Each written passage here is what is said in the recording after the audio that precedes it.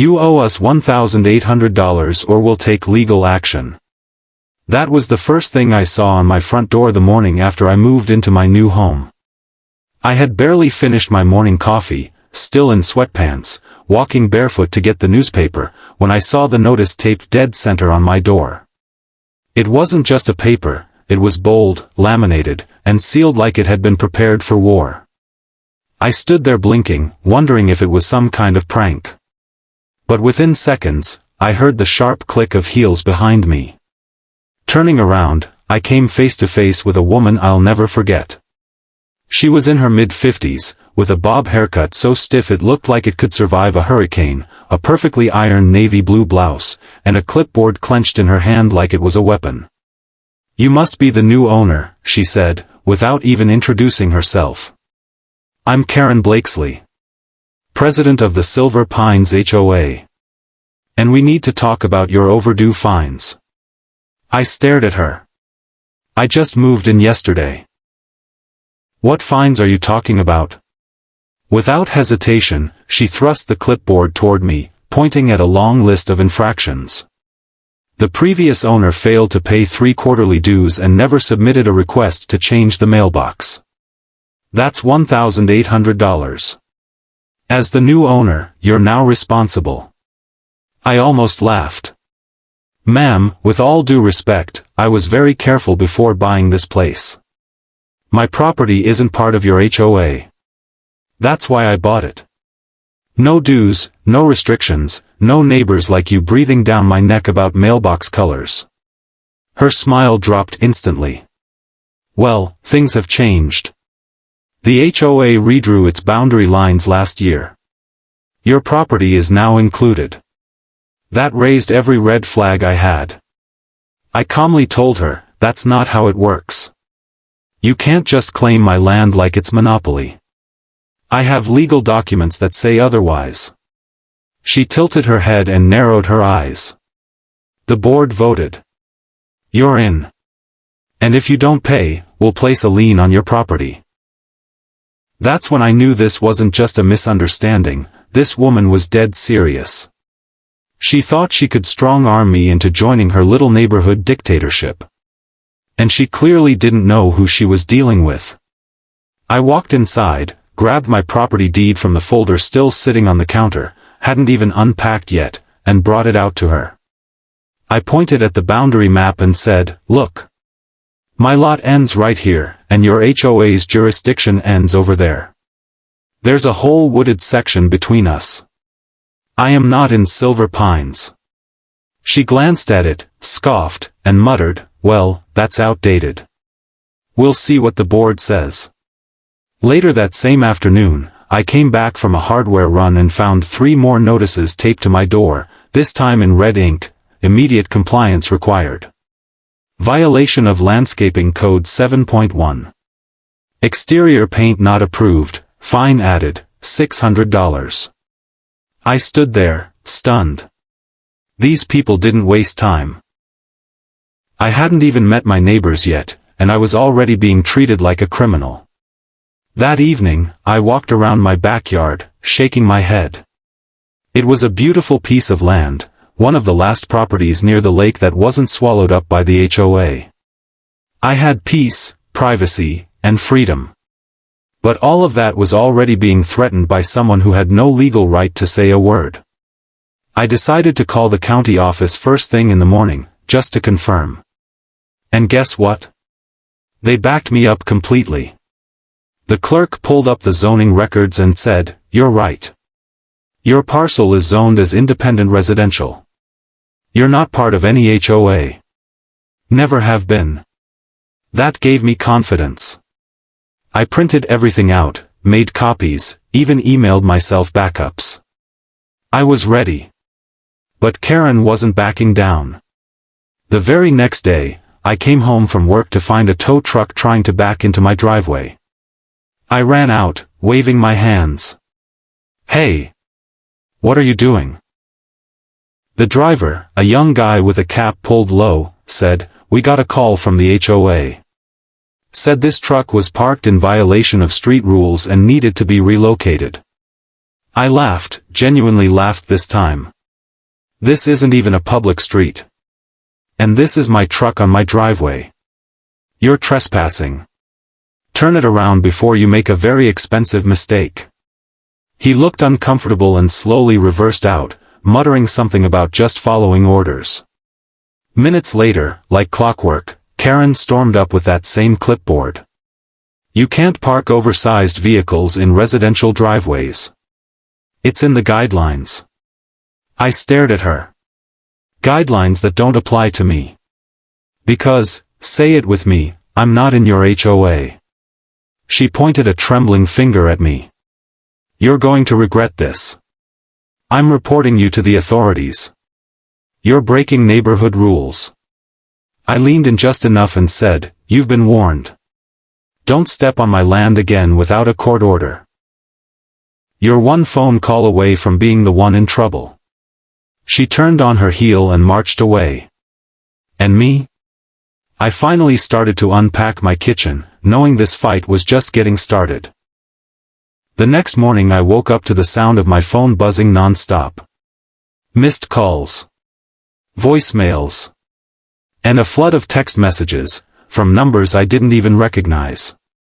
Turns out, Karen had taken her game to the next level. She'd gone door to door in the neighborhood spreading lies about me. He's refusing to pay his dues, one message said. He's threatening our HOA president, said another. One person even texted, you should just follow the rules like the rest of us.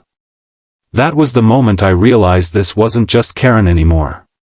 She had weaponized the neighborhood against me, turning my peaceful cabin into the next target of an HOA smear campaign. The most ironic part? I still hadn't even met half the people texting me. I decided not to respond to any of it. Instead, I focused on gathering every shred of documentation I had. Emails from the county confirming I wasn't in the HOA, the title deed, the property map, screenshots of Karen's threats, and even a security camera clip showing her taping notices to my door at 11:47 p.m. That clip alone made my blood boil. Who does that at midnight? Later that day, I stopped by the county zoning office in person. I wasn't going to leave anything to chance. The man at the desk remembered my call. You again, he chuckled. Still dealing with your friendly neighborhood HOA president? I nodded. She's trying to tow my truck now. He shook his head and printed off a certified parcel map. This is the official boundary. If she steps foot on your property again with HOA business, she's trespassing. I thanked him and asked if I could file a complaint. He said, better than that. Bring this to the sheriff. They've dealt with her before. That last line caught me off guard. She's done this before? He raised an eyebrow. You're the fourth homeowner in 3 years she's tried to bully into her HOA. The first guy had to get a restraining order. One woman moved out entirely. That settled it. I wasn't dealing with someone who misunderstood boundaries, I was dealing with someone who ignored them. When I got home, I found another surprise. This time, it wasn't a notice, it was a stack of fake invoices left in my mailbox. Each one looked like a utility bill. But instead of electric or water charges, they read, HOA violation 3.4.2, lawn height exceeds limit, $125 fine. Due immediately. Another read, window covering not in approved color palette, $275 fine. And one just said, late dues plus administrative charge, $600. I stared at them in disbelief. She had clearly printed them herself, but they looked official enough that someone less informed might have paid them. I called my lawyer friend, Alan, who specialized in real estate. I emailed him everything. The invoices, the notices, the video, even a recording I took of my conversation with her outside. After looking over the files, his response was short, she's done. You have enough to bury this HOA in paperwork. Let's hit back. We decided to draft a formal CSAN. The third time I caught Karen standing outside my fence with a camera, I realized it was time to stop playing nice. She had crossed from nuisance to full-on stalker territory. She wasn't documenting violations anymore, there were none. She was just trying to intimidate me. But what she didn't know was that everything she did was being recorded by my security system, every minute, every day. So, I did what any smart homeowner would do. I gave the footage to my lawyer, and we prepared to go nuclear. Alan, my lawyer friend, had already drafted the cease and desist letter a few days earlier. But now, with video evidence of her repeatedly stalking, harassing, and falsely impersonating legal authority, he filed a civil harassment claim and a petition for a restraining order. He also submitted a formal complaint to the county about the HOA misrepresenting its authority over properties outside its jurisdiction. Things were finally rolling in my direction. But as always with Karen, she wasn't done. Not even close. The day before the court hearing, I was pulling weeds near the mailbox when a black SUV rolled up slowly in front of my house. The window lowered, and there she was, Karen, of course. "You think you're clever," she said coldly. "But I've been president of this HOA for 12 years. You're not going to win." I calmly replied, "Karen, you have no jurisdiction here. You're just a neighbor with a clipboard pretending to be in charge of land you don't own." Her eyes narrowed. "You'll be out by the end of the year. I promise you that." Then she drove off like a cartoon villain. The next morning, we headed to court. Karen strutted into the courtroom in a dark blazer, flanked by 2 HOA board members like they were her personal legal team. She looked confident, smug even, until Alan and I walked in with an entire binder full of evidence. The judge, a stern woman in her 60s with no patience for theatrics, asked Karen to explain why she believed she had the authority to issue fines to a homeowner not in her HOA. Karen smiled and said, "The community agreed to expand our boundaries. We took a vote and updated our documents internally." The judge raised an eyebrow. "And did you file those changes with the county planning office?" Karen paused. "Well, not yet." "But," the judge cut her off. "Then you have zero authority. Your HOA does not govern that property." Karen tried to pivot. But the previous owner was going to sign up. He just hadn't gotten around to it. Alan stood up, calm as ever. "Your Honor, we have documented proof from the county confirming this property has never been part of Silver Pines HOA. Furthermore, Ms. Blakesley and her HOA issued fraudulent violation notices, attempted to tow a legally parked vehicle, and made repeated false police reports." The judge nodded slowly and turned to Karen. "You issued fines, threatened legal action, and called law enforcement multiple times for a property you had no claim over. That's a serious abuse of authority." Karen's face drained of color. But it didn't stop there. Alan then played the security footage, clips of Karen stepping onto my property, taping notices, lurking at the fence line, and even peering over with her step stool. The courtroom watched in awkward silence. At one point, the judge even sighed. "This is disturbing." Karen tried to speak again, but the judge waved her off. "No more. I've seen enough." The final ruling? The court issued a permanent restraining order prohibiting Karen from coming within 200 feet of my property. The HOA was fined for harassment, and the judge ordered a review of their practices by the county legal board. But the best part, oh, the best part, was when the judge looked Karen dead in the eyes and said, "If you or your board attempt to impose authority over properties outside your jurisdiction again, you'll be facing criminal charges." The look on her face? Priceless. Outside the courtroom, Karen stormed past me without saying a word. Her board members followed, both looking more embarrassed than angry.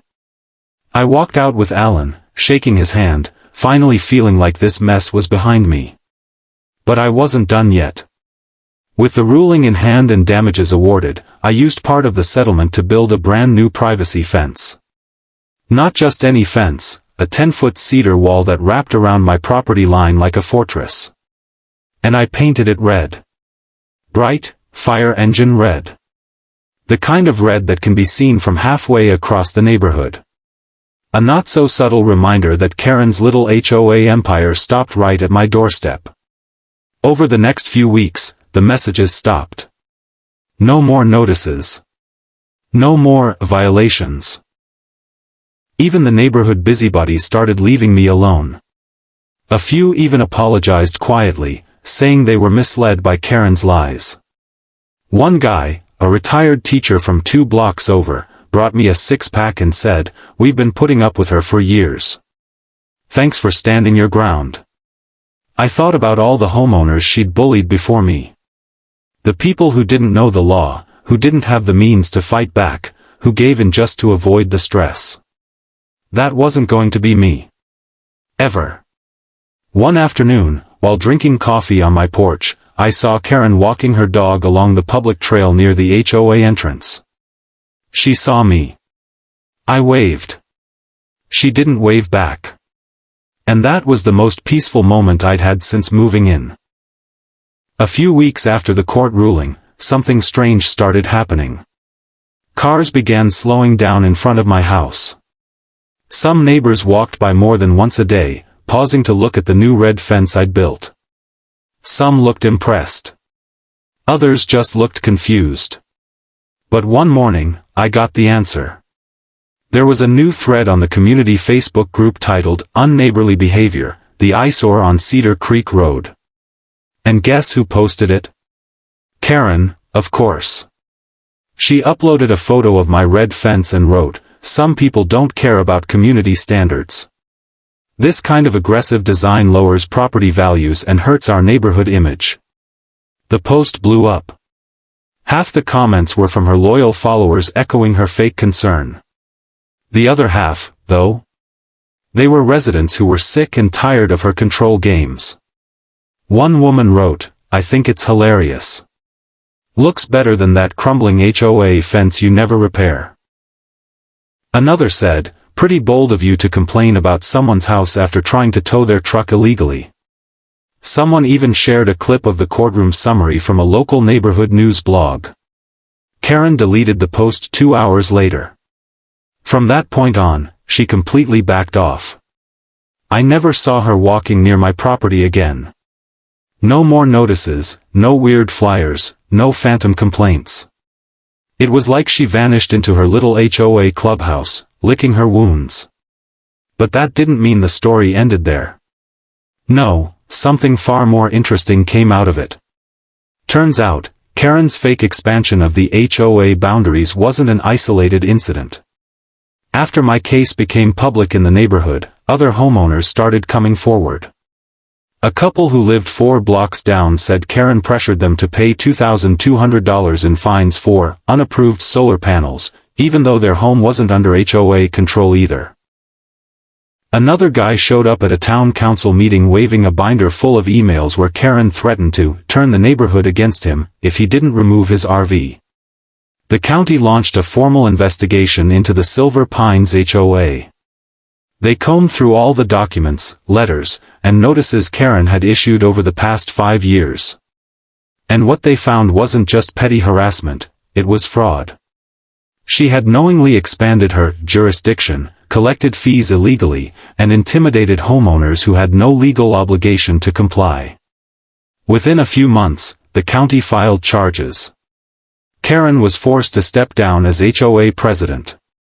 She was also fined thousands of dollars and banned from serving on any residential board for 5 years. The HOA board was restructured entirely, and their enforcement powers were slashed. The new president? A retired firefighter named Mike who personally came over to shake my hand and say, "I don't know how you stayed so calm through all that, but thank you. You changed everything around here."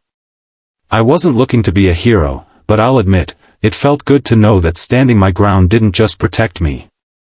It set a precedent that protected everyone else who had ever been steamrolled by Karen's power trip.